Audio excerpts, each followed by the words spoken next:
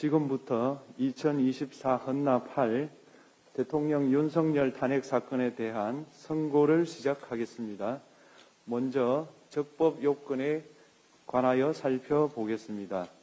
이 사건 계엄 선포가 사법심사의 대상이 되는지에 관하여 보겠습니다.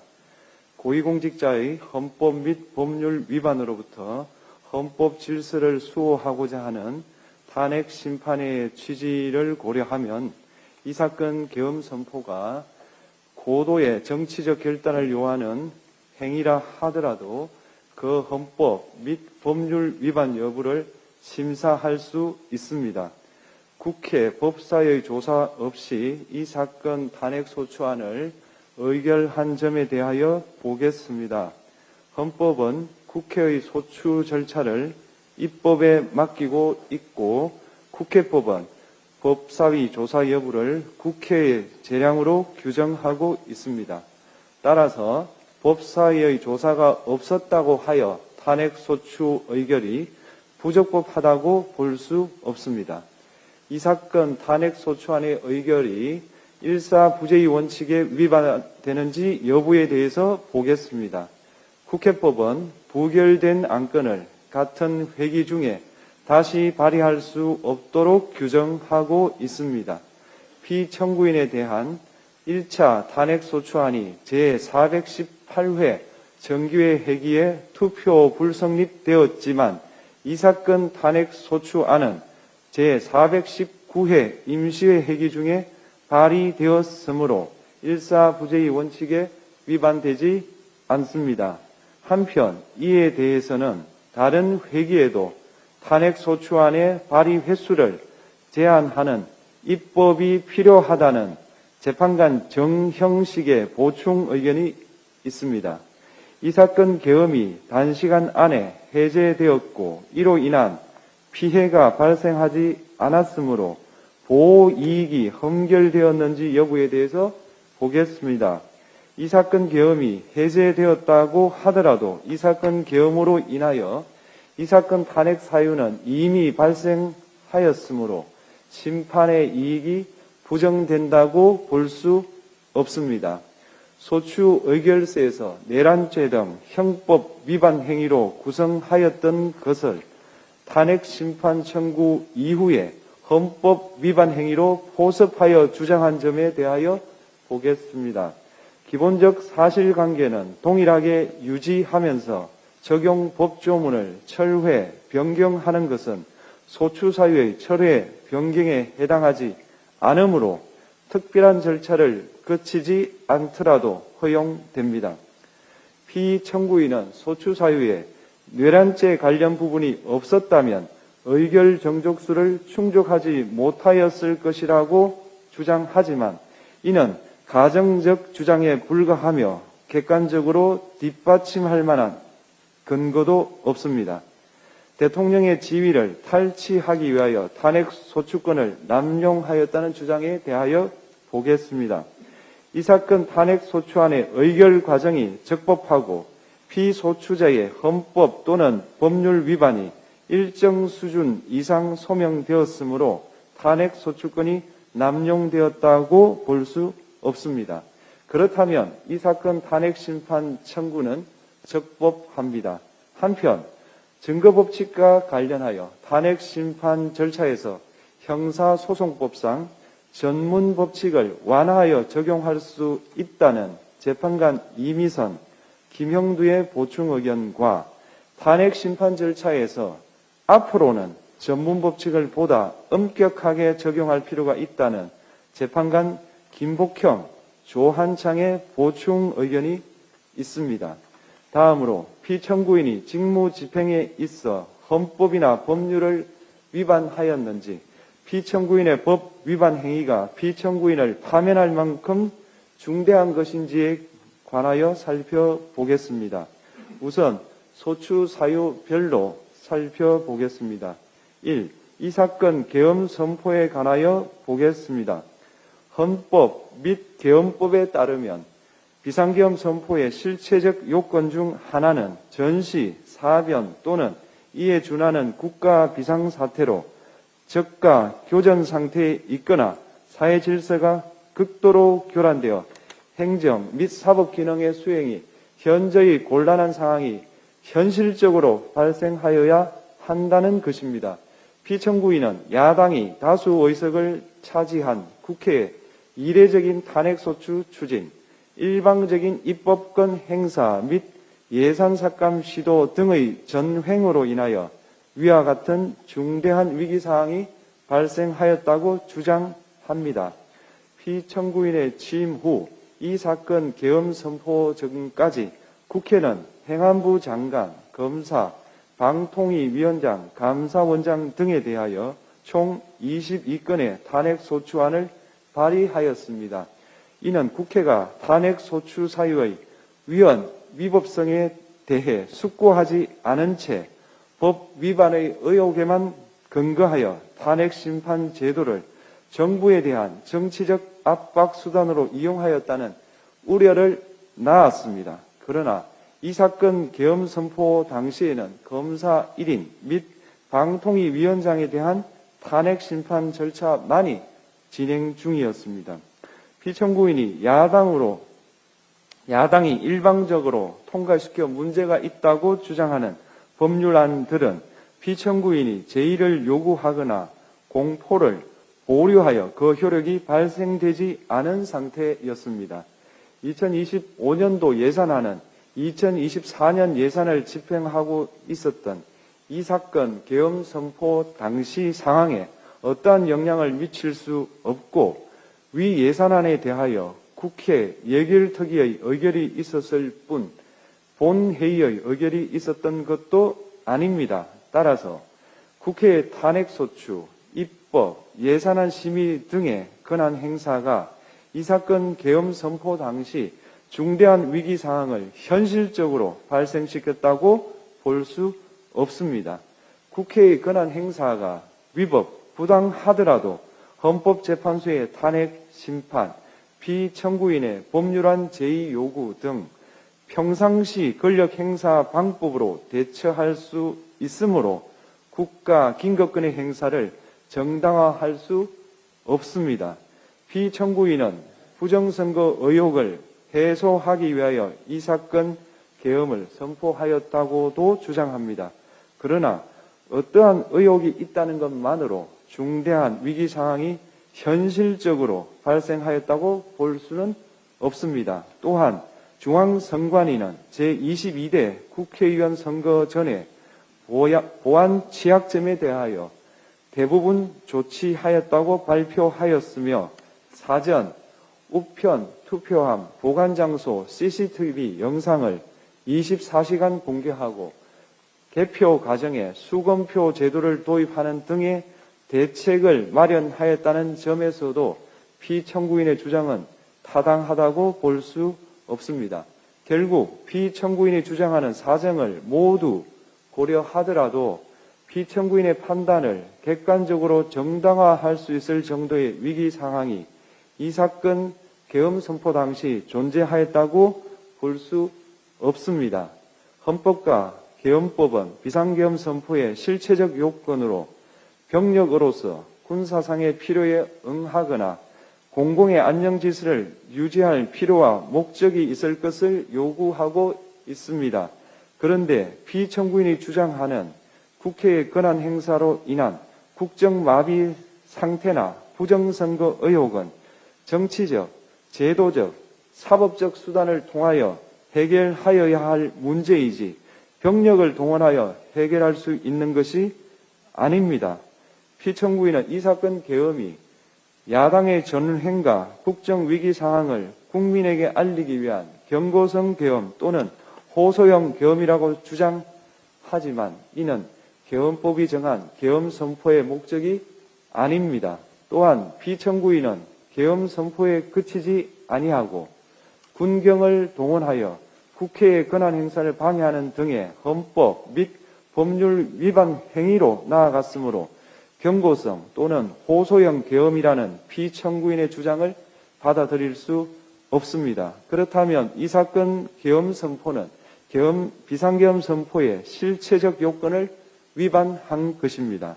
다음으로 이 사건 계엄 선포가 절차적 요건을 준수하였는지에 관하여 보겠습니다. 계엄 선포 및 계엄 사령관 임명은 국무회의의 심의를 거쳐야 합니다. 피청구인이 이 사건 계엄을 선포하기 직전에 국무총리 및 9명의 국무위원에게 계엄 선포의 취지를 간략히 설명한 사실은 인정됩니다. 그러나 피청구인은 계엄사령관 등 이 사건 계엄의 구체적인 내용을 설명하지 않았고 다른 구성원들에게 의견을 진술할 기회를 부여하지 않은 점을 고려하면 이 사건 계엄 선포에 관한 심의가 이루어졌다고 보기도 어렵습니다. 그 외에도 피청구인은 국무총리와 관계 국무위원이 비상계엄 선포문에 부서하지 않았음에도 이 사건 계엄을 선포하였고 그 시행 일시, 시행 지역 및 계엄사령관을 공고하지 않았으며 지체 없이 국회에 통고하지도 않았으므로 헌법 및 계엄법이 정한 비상계엄 선포의 절차적 요건을 위반하였습니다. 2. 국회에 대한 군경 투입에 관하여 보겠습니다. 피청구인은 국방부 장관에게 국회에 군대를 투입할 것을 지시하였습니다. 이에 군인들은 헬기 등을 이용하여 국회 경내로 진입하였고 일부는 유리창을 깨고 본관 내부로 들어가기도 하였습니다. 피청구인은 육군 특수전 사령관 등에게 의결 정족수가 채워지지 않은 것 같으니 문을 부수고 들어가서 안에 있는 인원들을 끄집어내라 는 등의 지시를 하였습니다. 또한 피청구인은 경찰청장에게 계엄사령관을 통하여 이 사건 포고령의 내용을 알려주고 직접 6차례 전화를 하기도 하였습니다. 이에 경찰청장은 국회 출입을 전면 차단하도록 하였습니다.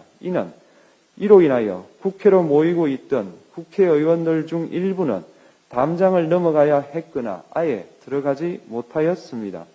한편 국방부 장관은 필요시 체포할 목적으로 국군 방첩사령관에게 국회의장, 각 정당 대표 등 14명의 위치를 확인하라고 지시하였습니다. 피청구인은 국가정보원 1차장에게 전화하여 국군 방첩사령부를 지원하라고 하였고 국군 방첩사령관은 국가정보원 1차장에게 위 사람들에 대한 위치 확인을 요청하였습니다. 이와 같이 피청구인은 군경을 투입하여 국회의원의 국회 출입을 통제하는 한편 이들을 끌어내라고 지시함으로써 국회의 권한 행사를 방해하였으므로 국회에 계엄 해제 요구권을 부여한 헌법 조항을 위반하였고 국회의원의 심의 표결권, 불체포 특권을 침해하였습니다. 또한 각 정당의 대표 등에 대한 위치 확인 시도에 관여함으로써 정당 활동의 자유를 침해하였습니다. 피청구인은 국회의 권한 행사를 막는 등 정치적 목적으로 병력을 투입함으로써 국가 안전보장과 국토방위를 사명으로 하여 나라를 위해 봉사하여 온 군인들이 일반 시민들과 대치하도록 만들었습니다. 이에 피청구인은 국군의 정치적 중립성을 침해하고 헌법에 따른 국군 통수 의무를 위반하였습니다. 3. 이 사건 포고령 발령에 관하여 보겠습니다. 피청구인은 이 사건 포고령을 통하여 국회, 지방의회, 정당의 활동을 금지함으로써 국회에 계엄 해제 요구권을 부여한 헌법조항, 정당 제도를 규정한 헌법조항, 대의민주주의 권력분리 원칙을 위반하였습니다. 비상계엄 하에서 기본권을 제한하기 위한 요건을 정한 헌법 및 계엄법 조항, 영장주의를 위반하여 국민의 정치적 기본권, 단체 행동권, 직업의 자유를 침해하였습니다. 4. 중앙선관위에 대한 압수수색에 관하여 보겠습니다. 피청구인은 국방부 장관에게 병력을 동원하여 선관위의 전산 시스템을 점검하라고 지시하였습니다. 이에 따라 중앙선관위 청사에 투입된 병력은 출입 통제를 하면서 당직자들의 휴대전화를 압수하고 전산 시스템을 촬영하였습니다. 이는 선관위에 대하여 영장 없이 압수수색을 하도록 하여 영장주의를 위반한 것이자 선관위의 독립성을 침해한 것입니다. 5. 법조인에 대한 위치 확인 시도에 관하여 보겠습니다. 앞서 말씀드린 바와 같이 피청구인은 필요시 체포할 목적으로 행해진 위치 확인 시도에 관여하였는데 그 대상에는 퇴임한 지 얼마 되지 않은 전 대법원장 및 전 대법관도 포함되어 있었습니다. 이는 현직 법관들로 하여금 언제든지 행정부에 의한 체포 대상이 될 수 있다는 압력을 받게 함으로 사법권의 독립을 침해한 것입니다. 지금까지 살펴본 피청구인의 법 위반 행위가 피청구인을 파면할 만큼 중대한 것인지 관하여 보겠습니다.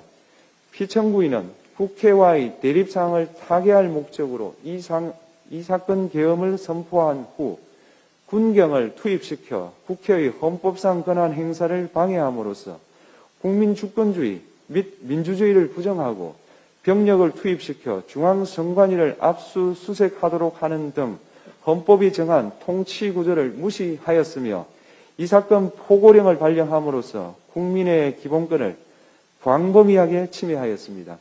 이러한 행위는 법치국가 원리와 민주국가 원리의 기본 원칙들을 위반한 것으로 그 자체로 헌법 질서를 침해하고 민주공화정의 안정성에 심각한 위해를 끼쳤습니다.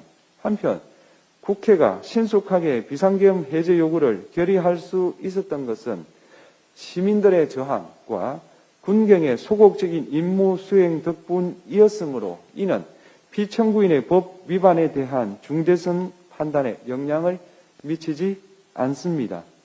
대통령의 권한은 어디까지나 헌법에 의하여 부여받은 것입니다. 피청구인은 가장 신중히 행사되어야 할 권한이 국가 긴급권을 헌법에서 정한 한계를 벗어나 행사하여 대통령으로서의 권한 행사에 대한 불신을 초래하였습니다. 피청구인이 취임한 이래 야당이 주도하고 이례적으로 많은 탄핵 소추로 인하여 여러 고위공직자의 권한 행사가 탄핵 심판 중 정지되었습니다. 2025년도 예산안에 관하여 헌정사상 최초로 국회 예산결산특별위원회에서 정액 없이 감액에 대해서만 야당 단독으로 의결하였습니다. 피청구인이 수립한 주요 정책들은 야당의 반대로 시행될 수 없었고 야당은 정부가 반대하는 법률안들을 일방적으로 통과시켜 피청구인의 제의 요구와 국회의 법률안 의결이 반복되기도 하였습니다. 그 과정에서 피청구인은 야당의 전횡으로 국정이 마비되고 국익이 현저히 저해되어 가고 있다고 인식하여 이를 어떻게든 타개하여야만 한다는 막중한 책임감을 느끼게 되었을 것으로 보입니다. 피청구인이 국회의 권한 행사가 권력 남용이라거나 국정 마비를 초래하는 행위라고 판단한 것은 정치적으로 존중되어야 합니다. 그러나 피청구인과 국회 사이에 발생한 대립은 일방의 책임에 속한다고 보기 어렵고 이는 민주주의 원리에 따라 해소되어야 할 정치의 문제입니다. 이에 관한 정치적 견해의 표명이나 공적 의사결정은 헌법상 보장되는 민주주의와 조화될 수 있는 범위에서 이루어져야 합니다. 국회는 소수 의견을 존중하고 정부와의 관계에서 관용 그리고 자제를 전제로 대화와 타협을 통하여 결론을 도출하도록 노력하였어야 합니다. 피청구인 역시 국회의 대표인 국회를 협치의 대상으로 존중하였어야 합니다. 그럼에도 불구하고 피청구인은 국회를 배제의 대상으로 삼았는데 이는 민주정치의 전제를 허무는 것으로 민주주의와 조화된다고 보기 어렵습니다. 피청구인은 국회의 권한 행사가 다수의 횡포라고 판단했다 하더라도 헌법이 예정한 자구책을 통해 견제와 균형이 실현될 수 있도록 하였어야 합니다.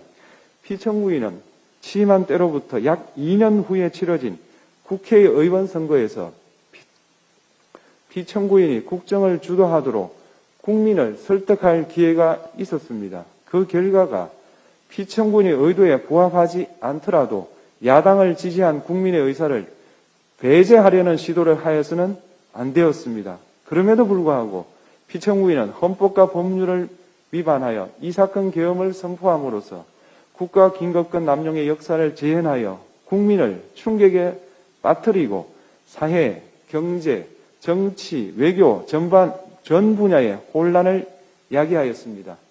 국민 모두의 대통령으로서 자신을 지지하는 국민을 초월하여 사회 공동체를 통합시켜야 할 책무를 위반하였습니다. 군경을 동원하여 국회 등 헌법기관의 권한을 훼손하고 국민의 기본적 인권을 침해함으로써 헌법소의 책무를 저버리고 민주공화국의 주권자인 대한국민의 신임을 중대하게 배반하였습니다. 결국 피청구인의 위법 행위는 국민의 신임을 배반한 것으로 헌법소의 관점에서 용납될 수 없는 중대한 법 위반 행위에 해당합니다. 피청구인의 법 위반 행위가 헌법 질서에 미친 부정적 영향과 파급 효과가 중대하므로 피청구인을 파면함으로써 얻는 헌법소의 이익이 대통령 파면에 따르는 국가적 손실을 압도할 정도로 크다고 인정됩니다. 이에 재판관 전원의 일치된 의견으로 주문을 선고합니다. 탄핵 사건이므로 선고 시각을 확인하겠습니다. 지금 시각은 오전 11시 22분입니다. 주문, 피청구인 대통령 윤석열을 파면한다. 마치겠습니다.